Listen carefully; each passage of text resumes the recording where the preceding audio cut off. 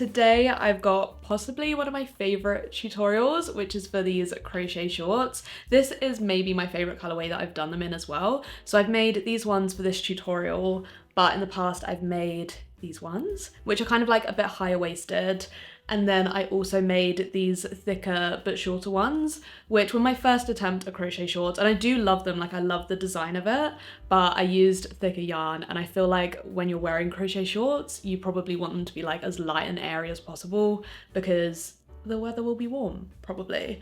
So thick yarn kind of goes against that, but I do love the design of them. It's just not really the right material. So in this tutorial, I would recommend using kind of a light cotton yarn, but I'll get into that. But yeah, if you decide you want to use a bit of a thicker yarn, you'll just need to adapt some of the instructions to fit your yarn. So yeah, this tutorial is for this specific pair of shorts, but you can adapt it to be however you want. So I've made these mid-rise, but you can make this section longer or shorter to be as low or high rise as you want. You can make the waistband thicker or thinner, you can make the legs longer or shorter. Like, it's a very adaptable style, so you can really make it how you want for yourself. And you can also pick a different color scheme. You can pick no stripes, you can pick more stripes. Like, it's really adaptable. Once you know how to construct them, you can really knock yourself out. So yeah, I won't ramble on anymore. I'll get into the tutorial and I hope you enjoy.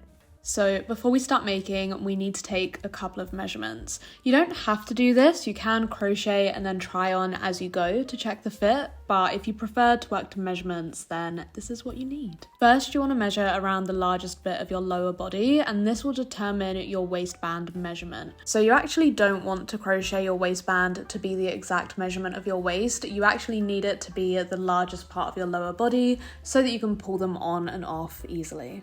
Your next measurement will then be from your waist to your crotch to determine how low or high-waisted you want your shorts to be. And then you also need to measure from your crotch downwards for how long you want your shorts to be. The amount of yarn you need for this project really depends on a few things, like your size, how long you want to make them, how tight or loose you want to make them.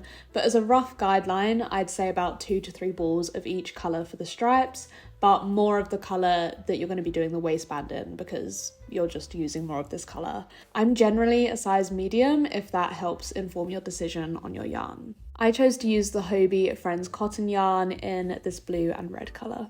I used a 3mm crochet hook, and also for the waistband, I used some elastic. This elastic should be the length of your waist or wherever you want the shorts to sit. I would give the elastic a slight stretch as you measure it around yourself, as you want this to cinch in the waist, but you also don't want it to be too tight. You may also notice that for some of this tutorial, I have this beautiful henna on my hand because I'd just been to a friend's wedding.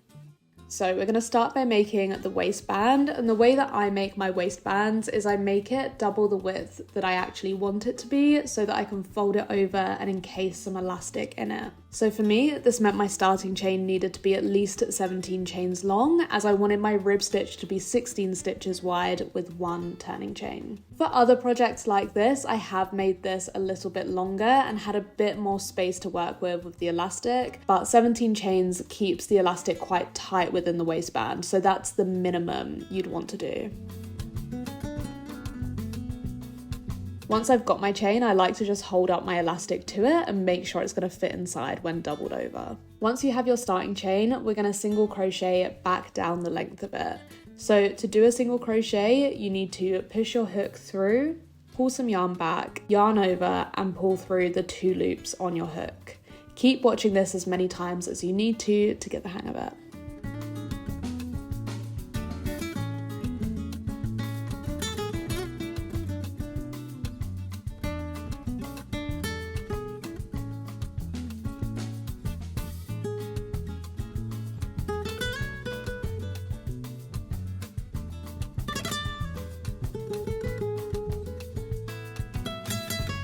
When you get to the other end of the chain, we're going to chain once and turn our work. This row is going to be a little bit different from the first row as we're going to be starting our rib stitch. For the first and last stitch of every row, I like to do a complete single crochet where I push through both sides of the stitch in the row before, but for every other stitch in the row, we're going to be working in the back loop only. So we're doing a single crochet stitch, but only into the back loop to give the ribbed look.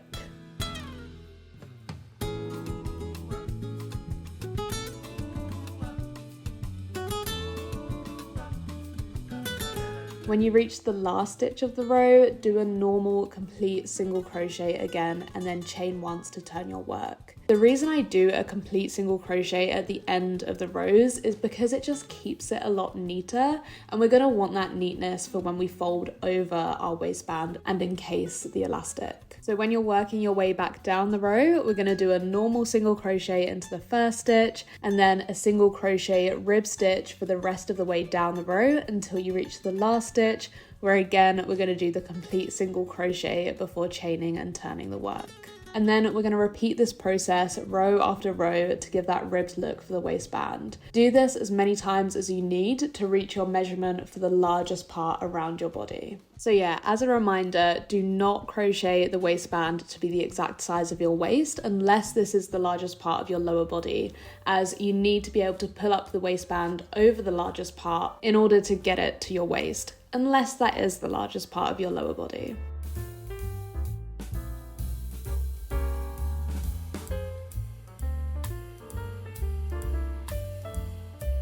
So once you've repeated your rib stitch enough times and your waistband is long enough, we need to slip stitch the first row to the last row. To slip stitch the rows together, you basically want to complete your final row of stitching, chain once, and then match up these rows together. We're then going to do a slip stitch all the way down these rows, so you want to push your hook through the stitch on one side and then through the corresponding stitch on the other side. Pull some yarn back through both the stitches and then through the loop on your hook. So we're not yarning over at any point here, we're just pushing through, pulling some yarn back, which I guess maybe is yarning over, and then pulling that through the loop on the hook. We're going to continue this process all the way down the row.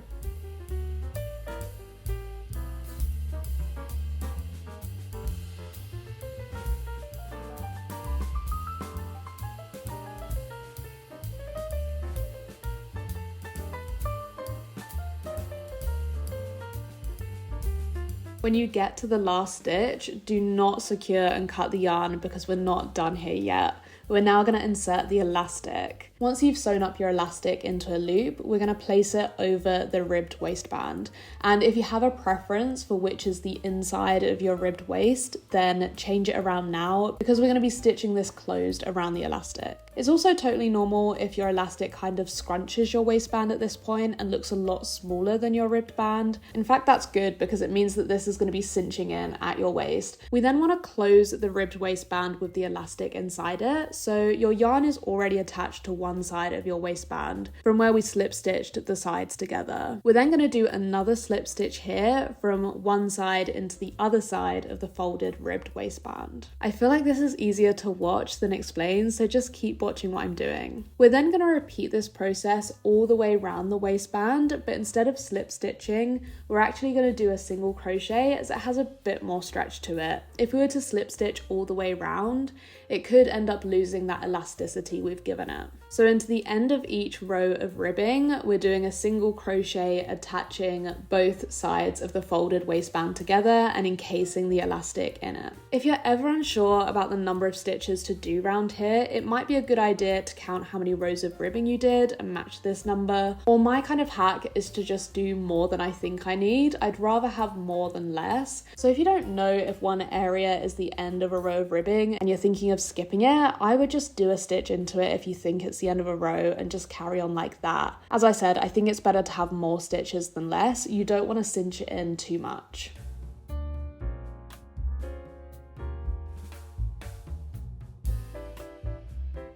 Once you've single crocheted all the way around the waistband and encased the elastic inside, you want to slip stitch from your last single crochet stitch into the first single crochet stitch. We're then going to chain twice, cut the yarn and pull it through to secure a knot. This finishes our first round of the shorts.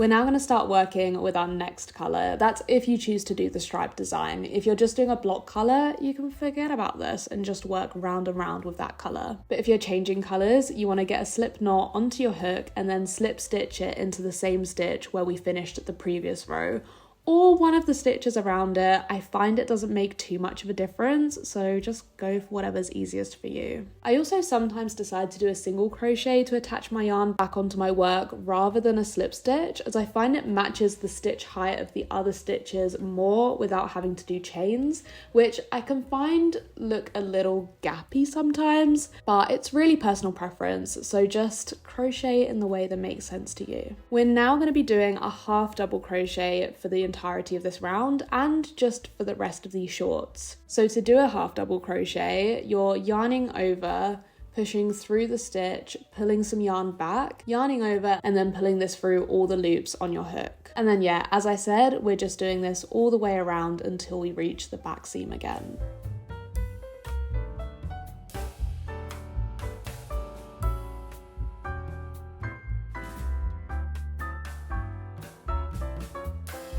When you reach the back seam again, which is where we attach the yarn, we're going to slip stitch from the last stitch into the first stitch to close up the round. You then want to chain twice and turn your work. I sometimes choose to just do one chain when doing half double crochets because I can find that 2 looks a bit gappy, as I said earlier. And another thing I do, which is totally optional, is that I start my next round of half double crochets in the same stitch as the chains, rather than skipping one and acting as if my chain is a stitch. This again is because I find the chain just sometimes doesn't match the width of a half double crochet stitch, and again looks a bit gappy, so I like to just begin my stitching from the same stitch as my chain. But it's totally personal preference, so if you prefer acting as if your chain is a stitch when crocheting in the round, stick with it, but also feel free to do it my way. It's really up to you.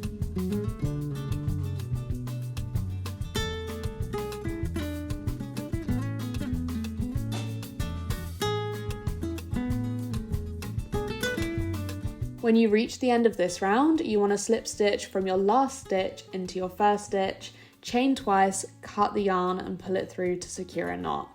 This is because we're going to switch on to our first colour again, but if you prefer changing colours by doing magic knots rather than cutting yarn and attaching your other colour back on, please do this. It's really up to you. I just prefer completing one colour at a time and attaching my other colour fresh, especially when I'm working with really neat stripes. I find if I'm working in panels, I tend to do a magic knot, but if I'm working in the round, I prefer to just keep it row after row. For this first row of our other colour, we're now going to half double crochet around the round as normal again.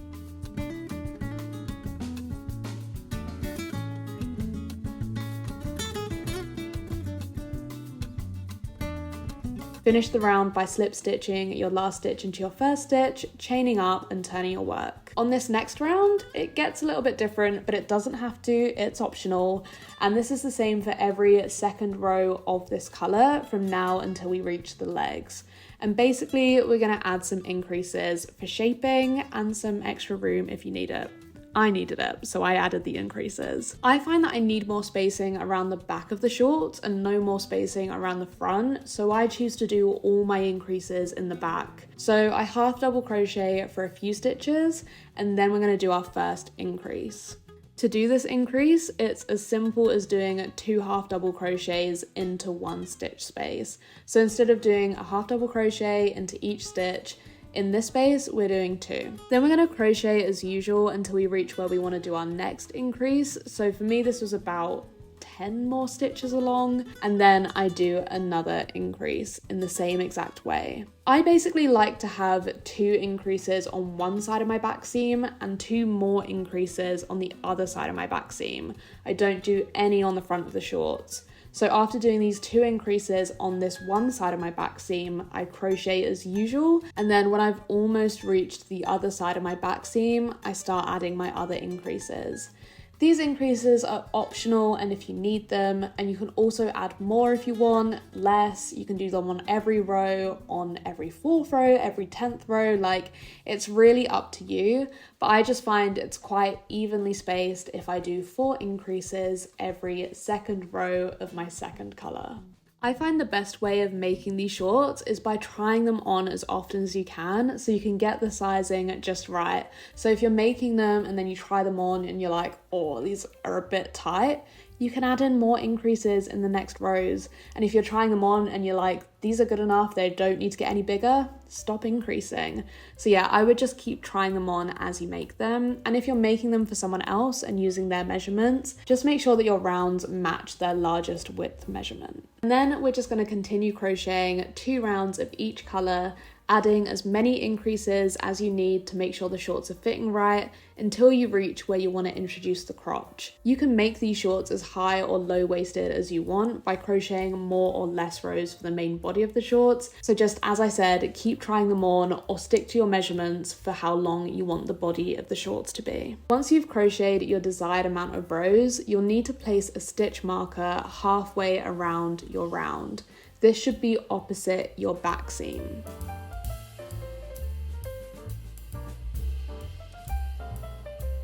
We're then going to start this round as normal by attaching our yarn back onto the back seam and half double crocheting around, but we want to stop when we get to the stitch marker.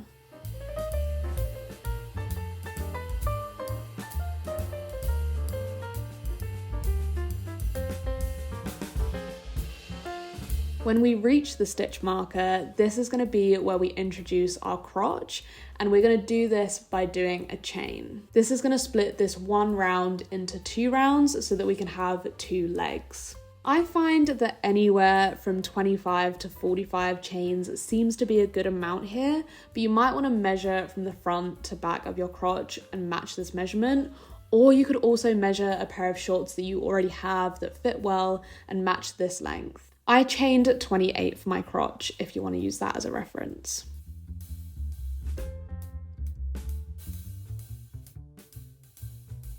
Once you've chained enough for your crotch, you then want to slip stitch from your chain back into your back seam where you began this row.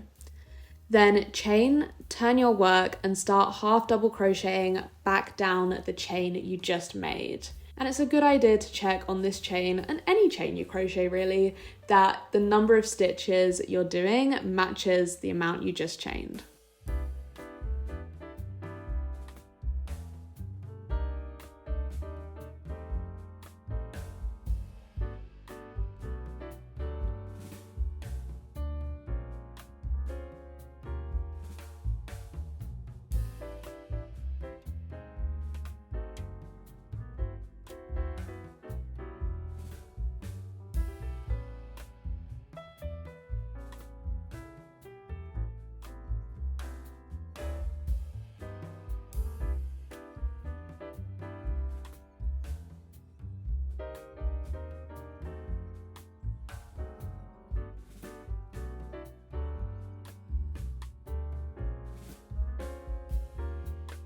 When you reach the other side of your chain, continue crocheting into the stitches from the previous round and continue back to the back seam.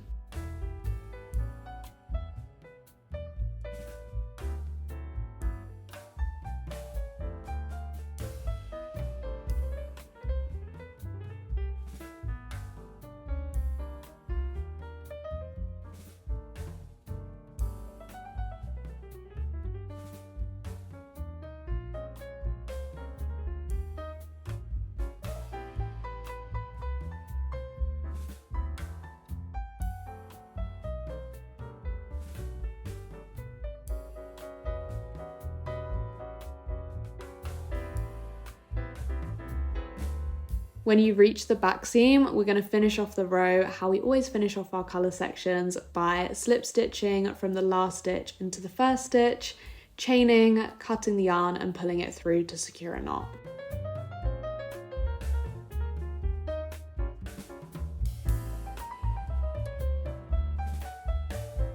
We now have one leg hole. We then need to make our other leg hole, and it can be a little bit trickier, but you just need to make sure you're doing it in the right order. So we now need to attach the yarn back onto the stitch where the stitch marker is, which I've just removed to give me more space to work with. And you want to make sure you're crocheting around the body of the shorts first and not down the chain of the crotch.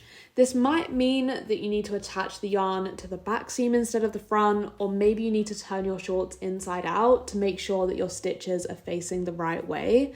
But basically, you just want to make sure that wherever you're attaching your yarn to is where you're going to crochet around the body of the shorts first, not down the crotch. You then want to crochet until you reach the crotch section on the other side, but we are not crocheting down the crotch yet. You want to chain up, turn your work and crochet back around to the front where you attached the yarn.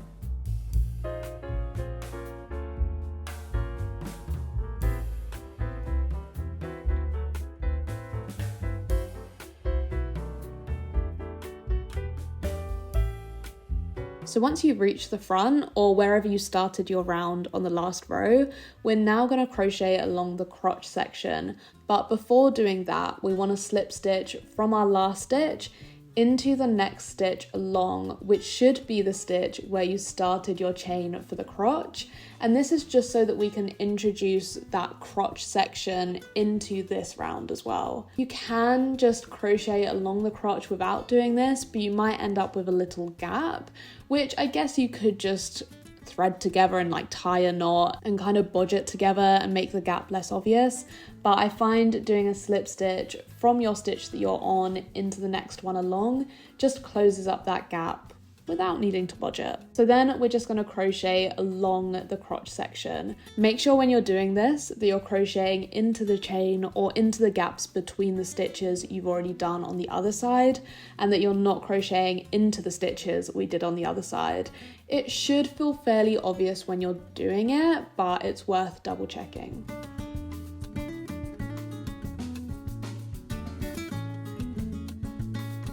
Once you reach the end of your crotch row, you just want to slip stitch into the last stitch on the body of the shorts. So this will be the stitch that we made when we crocheted round, chained up and crocheted back before crocheting along the crotch. So you want to slip stitch into that to complete your round, chain, cut the yarn and pull it through to secure a knot.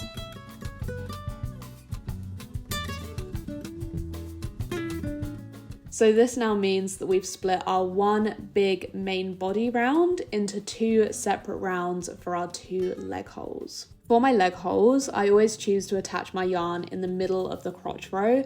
This is because one, we've kind of lost our back seam, and two, it keeps it really hidden by just having it on the inside. And then once you've attached your yarn onto the leg hole, you then want to half double crochet around this new smaller round. Like we did for the main body of the shorts, we're going to crochet 2 rows of each color, and we're going to do it in the exact same way as we have been doing. So you're doing one round, slip stitching into the first stitch, chaining up, doing another round, and then finishing your row. Unlike the main body of the short, we're not adding any increases here, unless you want to. You might want to go for a bit more of a flared look, in which case, add some increases. If you want a bit of a cinched look, you could do some decreases, but just make sure the shorts are fitting. And then the length that you make the shorts is completely up to you. So the more rows you do for each leg hole, the longer the shorts will be. The less rows you do, the shorter they'll be. So yeah, we're just continuing our rounds of half double crochet until they're the length we want.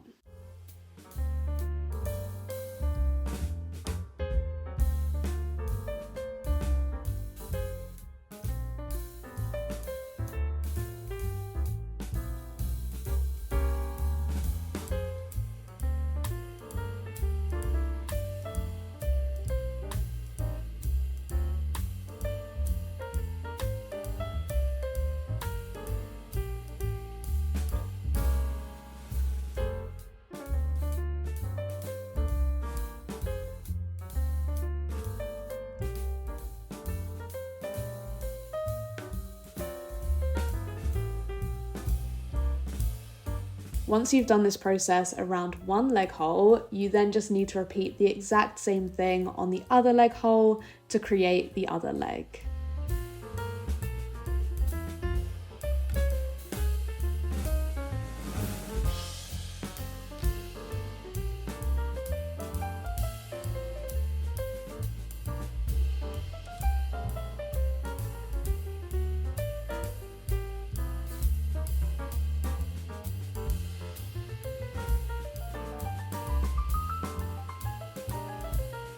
And then once you've finished your final round of your second leg, you just need to weave in any loose ends and then you're done.